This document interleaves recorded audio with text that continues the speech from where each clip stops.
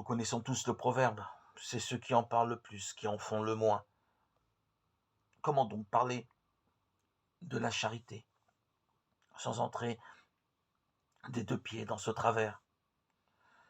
Nous avons pourtant osé parler de la foi, mais c'est différent. Elle ne se voit pas. Et nous avons tous appris que l'on ne pouvait pas calculer la grosseur de la foi de son voisin. La charité, elle, se révèle dans les actes, pensons-nous. Alors il est facile de voir si cette personne est charitable ou pas. Heureusement,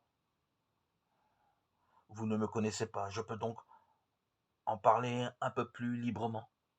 Pour commencer, arrêtons-nous quelques instants sur nos fausses conceptions de la charité, ou pour être plus juste, sur nos conceptions incomplètes de la charité.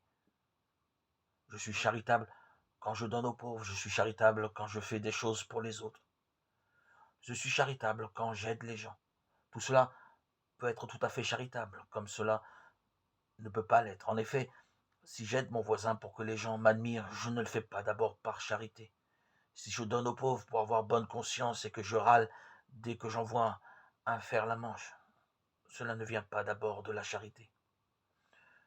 Pour savoir ce qu'est la charité, regardons ce que le monde, ce que les gens qui ne sont pas chrétiens attendent de nous.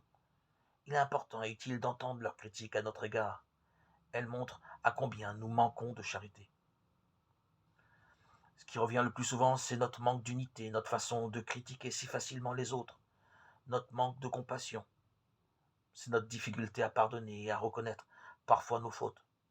Parfois, nous entendons cette critique. À quoi cela sert que je crois en Dieu? Les chrétiens ne sont pas mieux que moi. C'est tellement vrai. Le monde attend plus de nous. Il attend que nous leur montrions quelque chose de plus grand, de plus haut, de plus beau. Cette chose, ce désir, les personnes athées le portent, comme tous les hommes, au fond de leur cœur.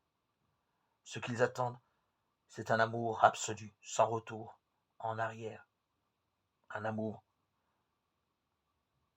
qui se donne jusqu'au bout. Que leurs critiques sonnent justes, oui, bien souvent. Nous ne vivons pas de la charité parce que nous vivons d'un amour purement humain.